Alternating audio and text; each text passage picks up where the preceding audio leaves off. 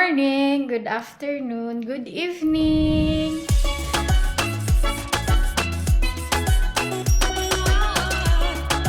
Today is Friday. Medyo better na ako. Pagpasensya nyo na naka-bathrobe ako dahil may late shift ako mamaya. So, hindi muna ako nagsuot ng damit pang itaas. Pang baba lang. Pero naka-bathrobe ako kasi mas comfortable siya. It's 9:15. Mamaya, 12:30, susunduin na ako ni Nico. Gusto ko nang kumain. And what will I eat? Mayroon ditong spaghetti. I think mag-spaghetti lang ako. And pikata. Nung Tuesday, nag-pikata Milanese sila biyanan. Pero hindi ako nakasama kasi nga may sakit ako. So, ito yung kakainin ko ngayon.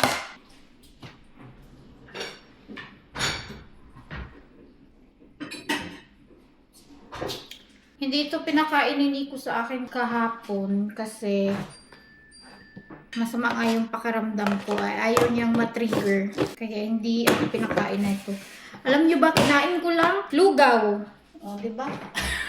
Lugaw na may ginger. Nung nakaraang araw at saka kahapon, yun lang yung kinain ko eh. So, merong spaghetti.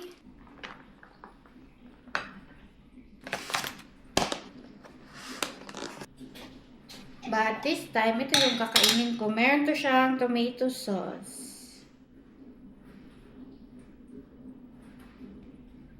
Ay, wala na. Inubos ko na yung sauce.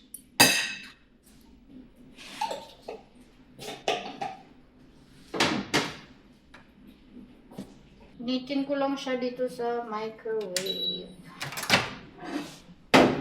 Tatakpan ko pa yan.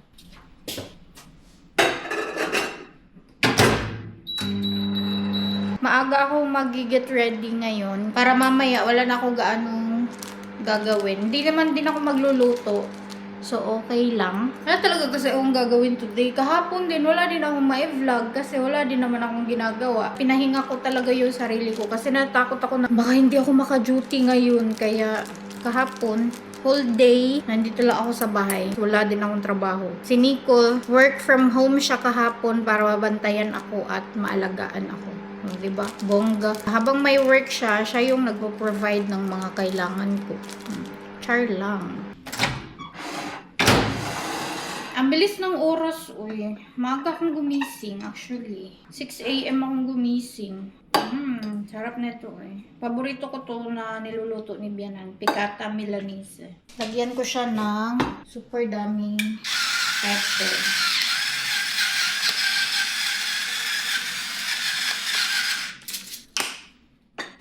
Let's eat. So, mga unta, mamahaw. Magbe-breakfast pa lang ako. Grabe yung breakfast, oh. 9:22 pa lang, mag-spaghetti na. Mga unta, tumutulo yung laway ko, eh.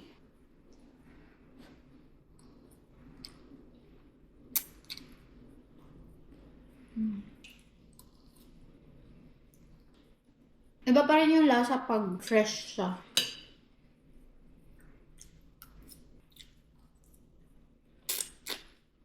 Ang bet ko sa Pikata Milanese is itong schnitzel niya. Sobrang lambot.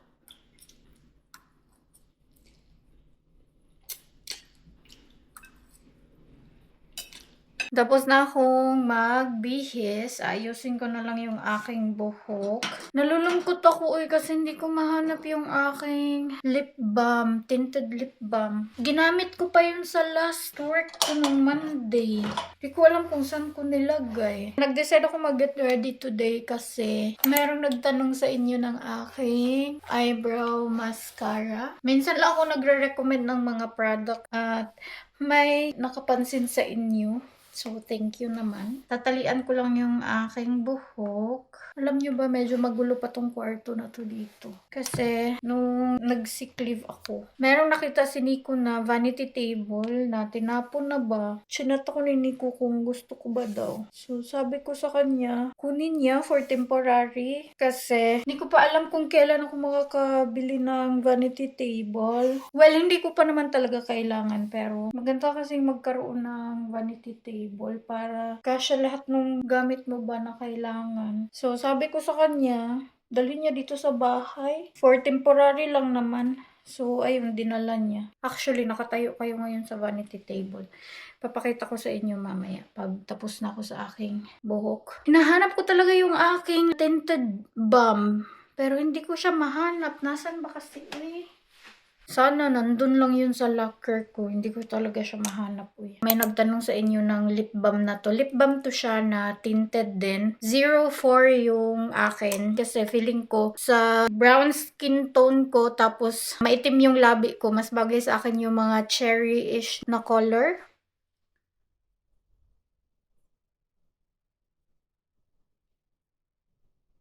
Ayan. Hindi siya katulad ng lipstick ha na full coverage talaga siya sa lips. Lip balm lang to siya. Tinatry ko kasi hindi magsuot ng lipstick. Naiinganyo pa rin ako sa mga influencers na gumagamit ng lipstick. But, tinatry ko sa sarili ko na wag na gumamit kasi feeling ko mas lalong iitim yung labi ko. Nagtry na din ako ng mga ways para mawala yung pigmentation ng aking lips pero no improvement siya. So, hinayaan ko na lang. Kaya, lip balm na lang yung mga ginagamit ko. Sana lang talaga yung aking lip balm na sa locker ko lang. Sana lang talaga kasi medyo mahal yun siya. Hindi ko matanggap sa aking sarili na mawawala ko yun. Char lang.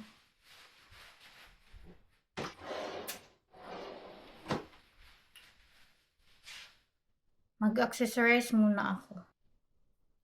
This time pala, yung aking schedule is sa tindahan. Hindi ako ngayon sa restaurant. I think second time ko ngayon na madestino sa tindahan ng panggabi. Anyways, may nagtatanong ng aking eyebrow mascara. Ito po yung brow flick ng Careline. Transparent ang shade. Sa lahat ng nagamit kong brow mascara, as in, ang dami ko nang nagamit na brow mascara, pero ito yung pinaka-bet ko as in. May mga mascara kasi na may mga puti-puti na nagli-live sa kilay mo ba? Ay, ayaw ko nun. Hindi ko siya bet. Mas bet ko pa rin yung natural looking lang talaga. So, yan siya. Naglalast yan siya ng the whole day. Hindi yan siya matatanggal pag hindi mo hinilamusan. Tapos, ang maganda pa is, mabilis lang siyang matanggal pag naghilamos ka. Yun yung gusto ko kasi mga previous na mascara na ginamit ko, naiirita ko at yung nawawalan ka ng ganang gumamit dahil parang glue yung effect niya. Ito kasi natural lang siya, magaan siya. Yan yung favorite ko na eyebrow mascara. Dahil favorite ko siya, nagdala talaga ako galing Pinas. Nagdala ako ng dalawa. Oh, 'di ba? Ito, bago pa to, hindi pa to siya nagamit. Ito din yung paborito kong blush from Ever Belena. Dahil paborito ko din to, nagdala din ako ng dalawa neto. First time kong gumamit ng blush na ganito na talaga siya, yung paubos na. Kasi hindi naman talaga ako nagbablush.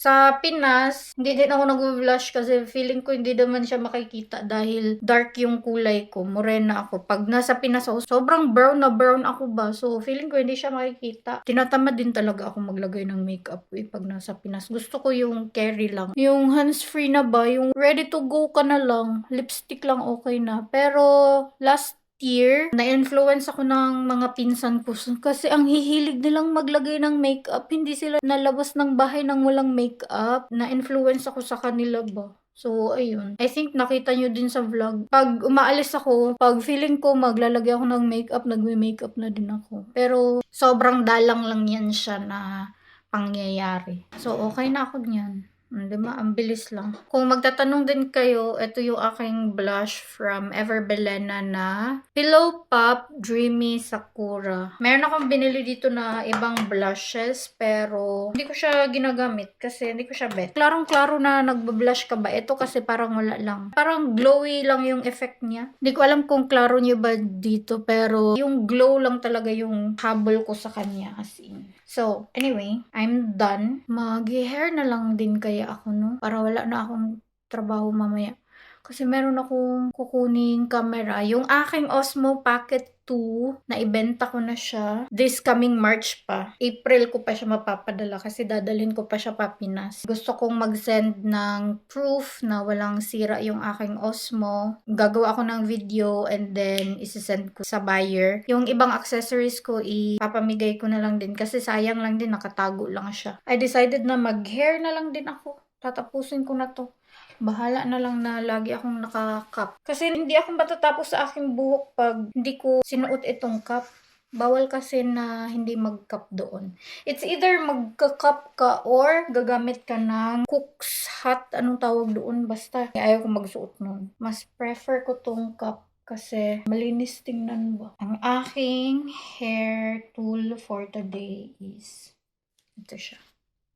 Cute, no? What I do is, i-clip ko muna siya. Since makapal yung aking buhok, hindi niya kaya yung aking buhok. Kaya, half ko lang yung i-clip. Tapos, i-roll ko lang yung buhok ko ng paban. Saka ko siya ipapasok sa hairnet. Kasi may hairnet na tong kasama eh. Pag gumagamit ako neto, lagi akong sinasabihan ng aking mga colleague. Ang cute lagi ng hairstyle mo or hairdo mo. Yan. Oh, di ba?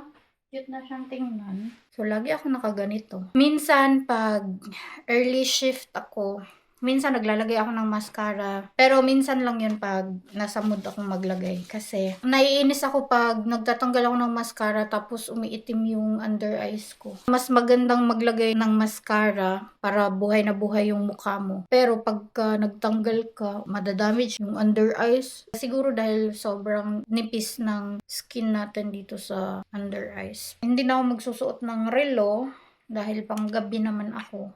Mag-perfume lang ako. Pag sa work, ito yung perfume ko. Last ko na tong perfume na to. Nagsawa na ako sa amoy neto eh. Ito yung Christina Aguilera by Night. Regalo to sa akin ng lola ni Nico. Last birthday ko. Dalawa to siya. Pero naumay na ako sa kanya. Nahanap ko pa rin talaga yung aking lip balm. Sana talaga nasa locker ko lang yun. Kasi if ever kung wala na, maiinis talaga ako sa sarili ko. Kasi di ko alam kung saan ko siya nilagay. Anyway, kukunin ko lang yung camera, yung Osmo Pocket 2 ko. At saka yung buong kasama sa kanya para ma-send ko sa buyer. Tapos na ako makapag-check ng mga products or yung aking Osmo Pocket. Ito yung mga accessories na nabili ko. Maarte ako pagdating sa camera eh. Kaya gusto ko meron siya mga accessories na gusto ko. Yung convenient ba. So, bumili ako ng stand. Dalawa talaga yung aking binili. Ay, ibang brand ba. Pero, ang lagi kong ginagamit dito is ito. Kasi, mas tumataas siya. Ayan. Tapos, andito na yung camera. Ready na siya. Chinek ko na lahat. Nakalimutan ko kung asan yung ibang accessories. Sa Pinas pa naman to siya. Pero, i-ready ko lang ba kasi makalimutan ko. Hindi pa din to bayad. Hindi ko pa pinabayaran. Saka na pag nasa Pinas na ako. Para sure na ba. Well, March pa naman yun. Pero malapit na. And, magpapalit ako ng case ng aking phone. Since mag-Valentine's na, di, heart. Mag-heart tayo. Maganda siya. Maganda yung kanyang pagka-sturdy ba. Maganda siya. Ito kasi, ang problema ko dito, dumidikit yung mga dumi-dumi. Tapos, dito na side, sobrang, ayan.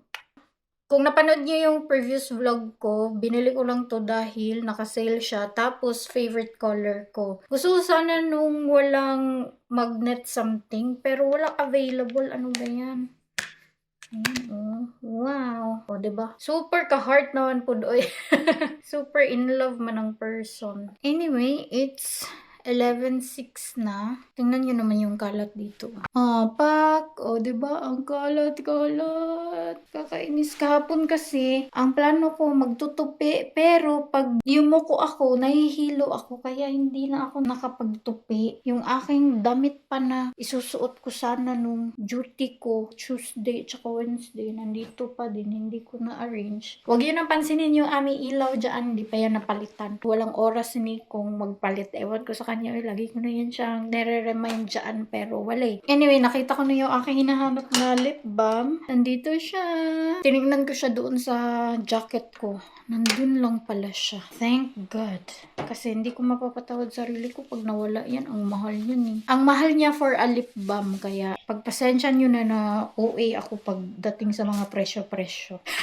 So anyway, I'm ready na. Mag-aantay na lang ako kay Nico. Dapat pala hindi ko makalimutan itong aking upper. May upper pa ako. Tapos yung aking salamin. Hindi ko alam kung makakapaglinis ako dyan this Saturday or Sunday. Basta tapos na ako maglaba. May mga nilabhan na ako. Pero hindi pa nga lang siya natutupi. It's 12 na. Hindi ko alam ano yung kakainin ko. Gutom ako na. Ayaw kong kumain. Ayaw ko natin kumain kasi ready na ako. As you can see, ready na ako. So, ito na lang. Nag-snacks na lang ako ng Skyflakes. Magdadala pala ako nito sa work. Or sa bag ba, pang baon. Ang tawag gutom. Sa trabaho na lang ako kakain. May break naman ako mamaya. Mag-aantay na lang ako kay Nico. Medyo malamig sa labas. Super foggy. May nag-request pala sa inyo noon na ipakita ko yung labas. Ganyan lang naman yung labas namin. Hindi ko kasi siya maipakita ng gaano. Kasi nga, property din yan ng kapitbahay namin. Baka kasi ma-report tayo, no? Hi guys, welcome to my vlog. Sige, pag-hi. Ay, dayon. Ano yan, liko? Uy, dayon. Igo. Labon dili iko ng camera. Buhay ka. Igo. Natanggal ko na pala yung mga decors sa Christmas tree. Yung mga maliliit na decors ko for Christmas, nalagay ko na sa mga boxes. Ayun na yung mga boxes niyo. Pero hindi ako nag-vlog. Ansa? Malipong pa na siya guys, pasensya eh. Wala ko gilamot eh, lamot ko lang eh. That's good.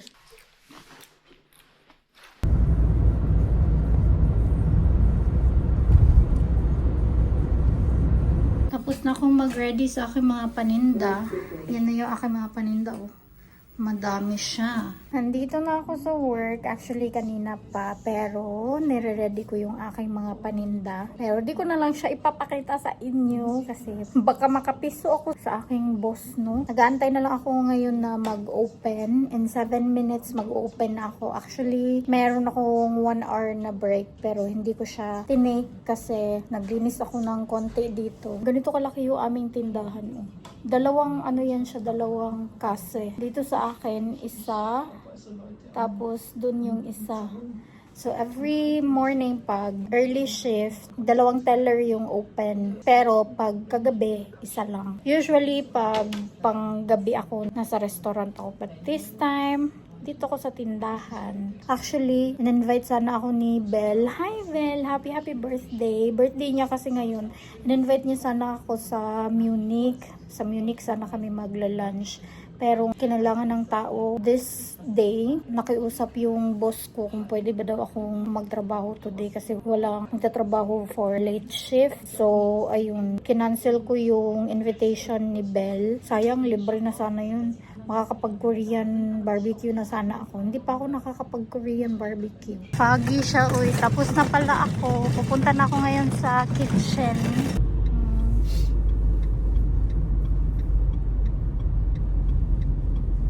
Saglit kami dito sa may Edeka Getrankemat. Biblisin ko dito ng Coke dahil nag-crave siya ng vanilla Coke. Andito na ako sa bahay, kakarating ko lang. Kanina nung nag-snacks ako, hindi ko naubos yung aking kinain kasi wala akong gana, uy. Ngayon ko siya kakainin. Ito pala yung aking snacks.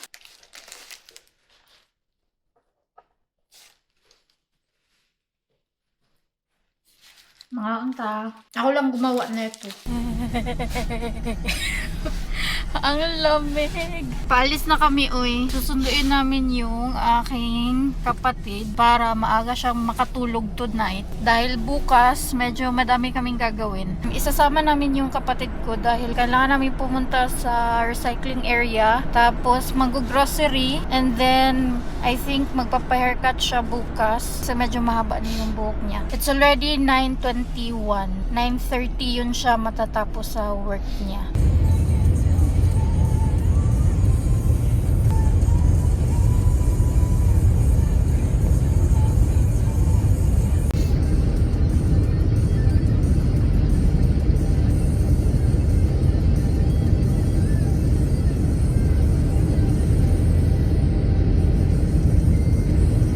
Grabe naman ko, foggy, uy.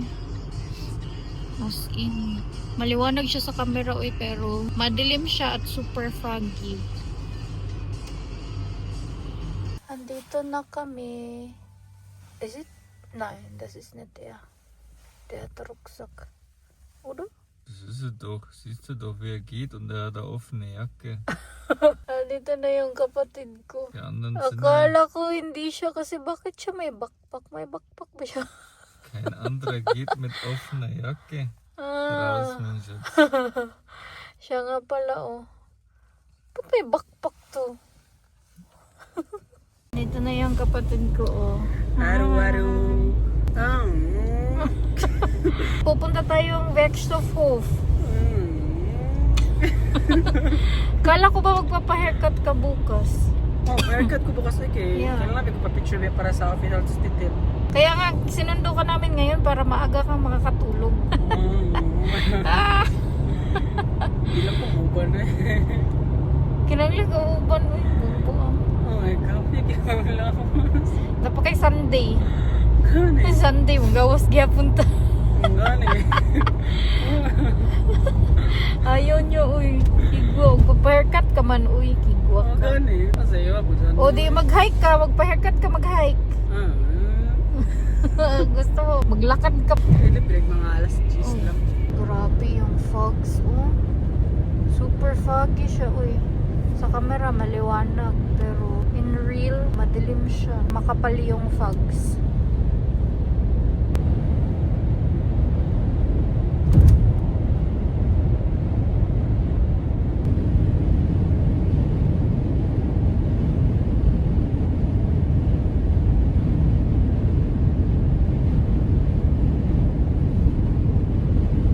Dito na kami sa bahay. Sobrang lamig. Kakarating lang talaga namin. At it's already 6 minutes to 10. Kailangan kong madaliin itong aking vlog para meron akong upload tomorrow. Bukas kasi wala akong time mag-edit. Maaga kami bukas aalis. Ang dami namin kailangan gawin. Edit ko na tong vlog na to at end ko na ang vlog. Thank you so much guys for watching. I hope you enjoyed this video. Please like and share if you did. Leave a comment below. Follow me on my social media accounts. And please don't forget to subscribe to my channel and click the notification bell para ma-notify kayo every time na mag-upload ako ng bagong video na. I will see you guys on the next one. Vielen Dank. Tschüss. Gute Nacht. Amping.